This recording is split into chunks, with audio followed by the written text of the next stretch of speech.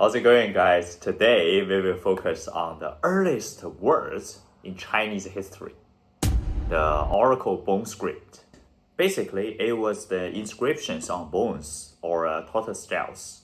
It was mainly popular during Shang and following Zhou dynasties. Not only is it the earliest mature writing system discovered in China until now, it's also the origin of Chinese characters and the root of China's outstanding traditional culture. These characters were precious gifts left to us by our Shang Dynasty ancestors and the oldest and most vibrant imprint of Chinese civilization. Without ornate embellishments or fantastic interpretations, each engraving carried the daily life of a dynasty, and each symbol was etched with the wisdom and reverence of our ancestors. Now let us follow the patterns on these oracle bones to understand the origin and meaning of oracle bone script, and to understand that distant yet real Shang Dynasty civilization. Oracle bone script was not conjured out of thin air within a short span by a single inventor during Shang Dynasty. Rather, it was a mature writing system that gradually accumulated and evolved through the ancestors' prolonged engagement in daily life, productive labor, and ritual practices. Its formation was closely linked to the social beliefs and record-keeping requirements of Shang Dynasty, standing as the crystallization of collective wisdom rather than the sudden spontaneous creation of an individual. As early as the period preceding Shang Dynasty, Neolithic ancestors had already left behind numerous engraved symbols. Although these symbols did not constitute a complete writing system, they already possessed rudimentary forms of primitive writing, serving as the source of oracle bone script. Following the establishment of Shang Dynasty, especially after Pan Geng relocated the capital to Yindu, society became increasingly stable, and the ideology of divine authority prevailed. Divination became an integral component of the royal family's every affair. During this era, the Shang king was required to consult the heavens and his ancestors through divination regarding every undertaking, whether military campaigns, agricultural activities, sacrificial rites, or even matters concerning his own health and travels. However, simple oral supplications and the practice of knot tying for record keeping were no longer sufficient to meet the demands of documenting the divination process and preserving the resulting omens. There was an urgent need for a standardized, enduring system of symbols. It was in response to this specific need that oracle bone script gradually evolved and reached maturity. Initially, after performing a divination, the augurs would record the subject of the inquiry using simple incised symbols. These symbols were predominantly pictographic depictions of concrete objects. For instance, a circle to represent the sun, a crescent to represent the moon, and a symbol resembling grass represents green. These forms aligned closely with the daily life of the Asian people, constituting the most primitive manifestation of oracle bone script. At first, these symbols were relatively simple and disparate, lacking any fixed writing conventions. However, as divination activities became increasingly frequent, the number of symbols expanded, and they gradually evolved into standardized forms with established meanings. As the primary users and refiners of oracle bone script during Shang Dynasty, the augurs continuously standardized the forms of symbols and enriched their meanings throughout their prolonged practice of carving, thereby gradually establishing a systematic writing system. To date, approximately 5,000 distinct oracle bone characters have been discovered. Of course, more than 1,700 have been identified, a number sufficient to fully document the language and historical records of Shang Dynasty. Concurrently, the material conditions of Shang Dynasty also provided a supportive foundation for the emergence of oracle bone script.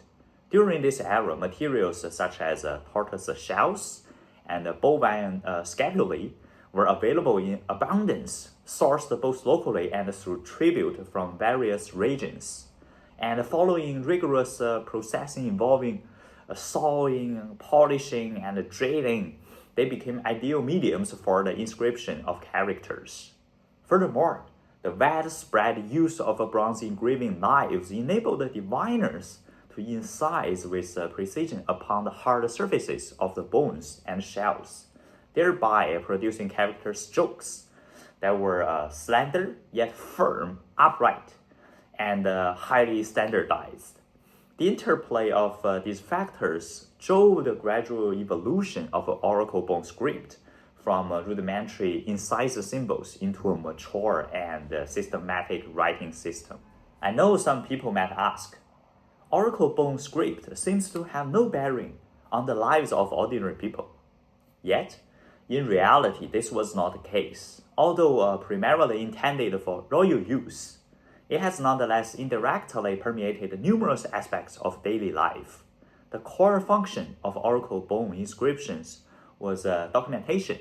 The content of these records was, for the most part, intimately intertwined with the livelihoods of the common people, thereby serving as an invisible bond connecting the royal court with the populace. Agriculture-wise, inscriptions such as suitable for plowing, suitable for sowing, or a bountiful year is to be expected were conveyed to rural villages through official channels. As Shang Dynasty was fundamentally an agrarian society, the livelihoods of the common people depended entirely upon the harvest from their fields. Consequently, the divination results recorded in oracle bone inscriptions served as a vital reference for the populace in planning their plowing, sowing, and harvesting activities.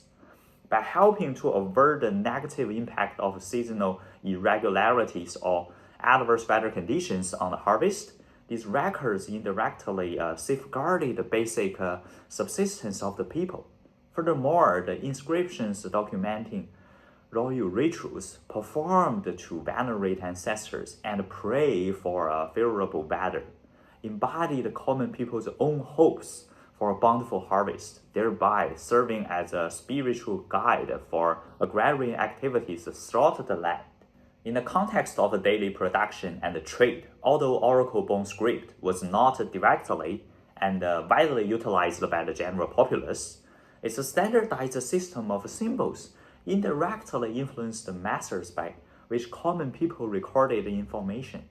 While ordinary citizens did not possess the specialized skills required for carving oracle bone script, they drew upon its pictographic logic, employing simple carved symbols to record details such as livestock counts and grain reserves. Furthermore, the records contained within oracle bone script regarding field hunting and animal husbandry served as a practical reference for the hunting and farming activities of the common people, helping them mitigate risks and enhance their yields. In terms of social order and belief systems, the sacrificial rites and concepts of auspiciousness and misfortune preserved in oracle bone inscriptions gradually permeated the populace.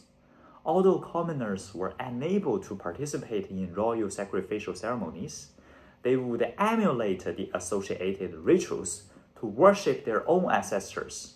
In doing so, the sacrificial procedures and prayers recorded in the oracle bone inscriptions indirectly standardized the folk sacrificial customs, becoming a vital means for the common people to express reverence and pray for peace.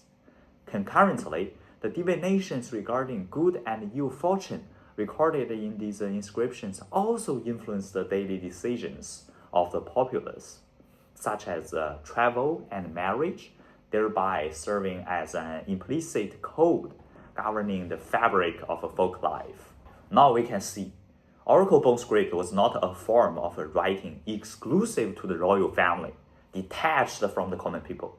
Although it was incised by diviners and preserved by the royal court, it also profoundly influenced the agricultural practices, production, beliefs, and the daily decision-making of the common people during Shang Dynasty, serving as a vital cultural bond that maintained social order and bridged the gap between the royal court and the populace, while also providing the people with the support on both spiritual and practical levels.